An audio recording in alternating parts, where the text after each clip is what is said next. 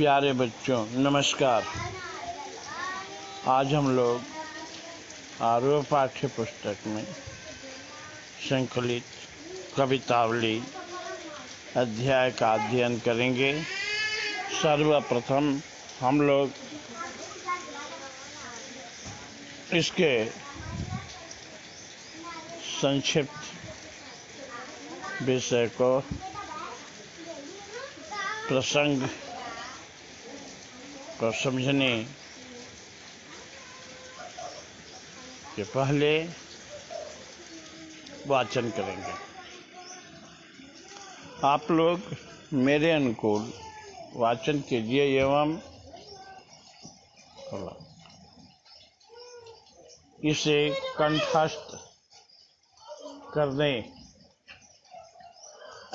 का अभ्यास कीजिए।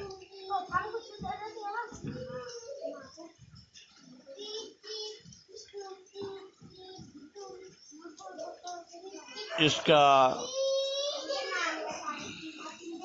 वाचन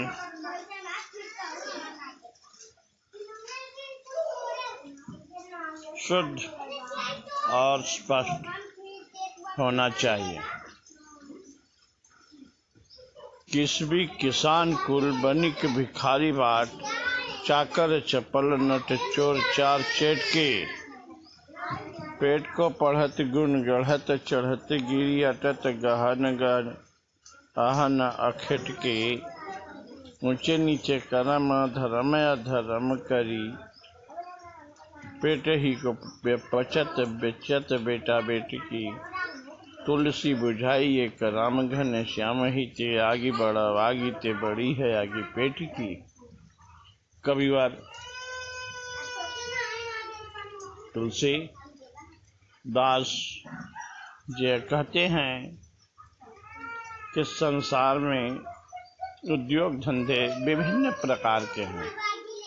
किसान समुदाय खेती करता है, बनिया व्यापार करता है, भिखारी भीख मांगता है, नट भाट जो है नृत्य करता है, नौकर नौकरी करता है, चपल नट यानी ये जितने भी हैं सब अपने क्रियाकलाप को अपने उद्योग धंधे में लगे रहते हैं। यही नहीं बल्कि ऐसा भी है कि ये ऊपर चढ़ते हैं पहाड़ पर, असंभव कार्य को संभव करते हैं। कठिन होता है, जटिल होता है, मुश्किल होता है और अध्ययन भी इसलिए करते हैं कि बेहतर उनकी जिंदगी हो और सुखमय जीवन हो। शिकारी शिकार करता है। इन सब कार्य के पीछे इंसान अपना पेट भरता है। इस संसार में दुष्कर्म सुकर्म, अच्छे काम बुरे काम सब करते हैं और बेचते हैं। कुछ तो अपनी बेटा बेटी को भी बेच डालते हैं। तुलसी बुझाई एक राम घन श्याम ही ते, आगी बढ़वागी ते बड़ी है पे आगी पेट की। तुलसीदास जी कहते हैं कि संसार में जिस तरह से बादल जंगल की आग को बुझा सकता है पानी बरस करके, उसी तरह से परम पिता परमेश्वर श्री कृष्ण जी की कृपा से इस पेट की आग शांत हो सकती है। अन्यथा यह पेट की आग ऐसी होती है कि थोड़े समय के लिए शांत जरूर होगी लेकिन पुनः वह प्रारंभ हो जाती है। अर्थात हम लोग अपने पेट को भरने के लिए तरह तरह की क्रियाकलाप करने लगते हैं। हमारी चाह, हमारी इच्छा, हमारी भूख तब तक समाप्त नहीं होती है जब तक परम पिता परमेश्वर की कृपा नहीं होती है। ये इसका भावार्थ रहा और अब इसका काव्य सौंदर्य देखिए। कवितावली छंदय है, अनुप्रास अलंकार की अधिकता है और ब्रज भाषा का प्रयोग है। सुग्राह्य एवं सरल है, कंठस्थ किया जा सकता है और यह मानवीय जीवन में प्रेरणा वर्धक है आदि। यह रहा इसका काव्य सौंदर्य। इसी प्रकार से साथियों दूसरे को देखिए, खेती ने किसान को भिखारी को न भीख बली, बनिक को बनी जमीन, चाकर को चाकरी। जीविका विहीन लोग सीख मान सोच बस, कहें एक एकन सो कहाँ जाई का करी। वेदहु पुराण कही लोकहु विलोकित, सागर करी सवे पे राम राम रे कृपा करी। दारिद्र दशानन दबाई दुनि दीन बंधु, दूरी तदहन देखी तुलसी हाहा करी।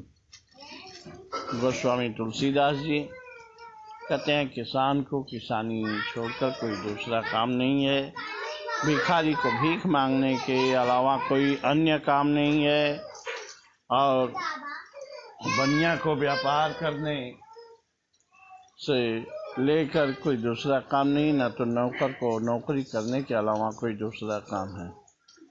इसके साथ सब लोग अपने क्रियाकलाप में जुड़े रहते हैं और बाद में यही होता है कि खाली जो रहते हैं वे एक दूसरे से पूछते हैं कि भाई मैं क्या करूं, मेरी समझ में नहीं आता है।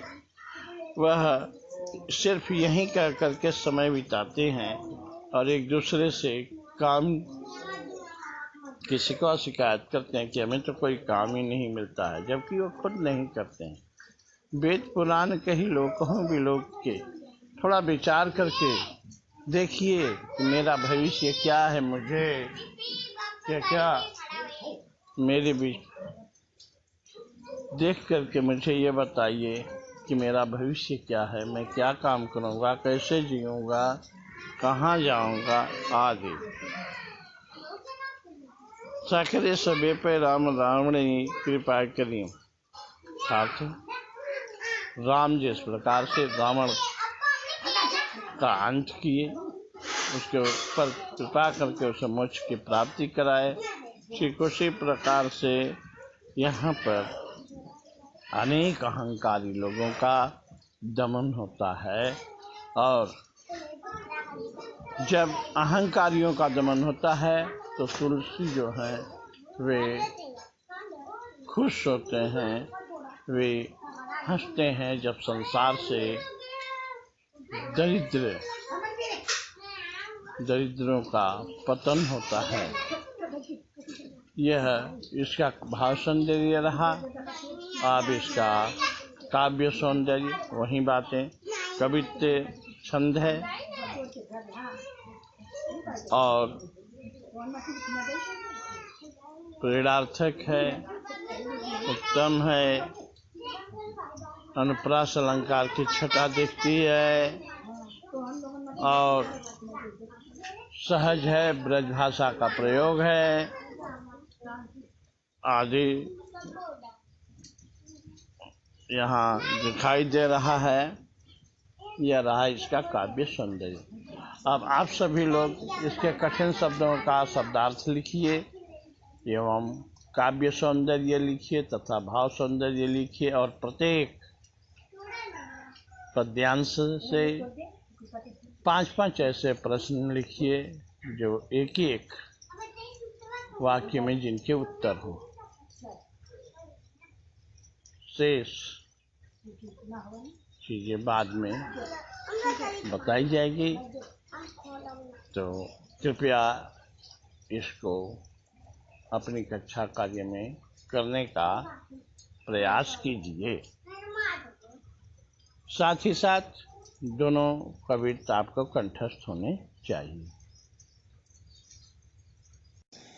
धुत कहो अवधुत कहो, रजपुत कहो जो लहा कहो को, काहू की बेटी सो बेटा न ब्याह, काहू की जाति बिगाड़े न सो। तुलसी सरे नाम गुलाम है, राम को जाको रुचे सो कहे कहू को। मांगे के खइबो मसीत को सोइबो लइबो को एक न दैबो को दो। यहाँ गोस्वामी तुलसीदास जी, इनके विचार बहुत ऊंचे थे। ये किसी धर्म जाति वर्ग के समर्थक नहीं थे। विशेष रूप से वे कहते हैं मुझे जो भी कहना है कहो, धूत कहो और धूत कहो, सन्यासी कहो, फक्कड़ कहो, राजपूत कहो, जोल्हा कहो, जो भी कहना है कहो, क्योंकि मेरा यह उद्देश्य नहीं है कि मैं किसी की लड़की से अपने बेटे की शादी करूंगा तो मेरी जाति समाप्त हो जाएगी।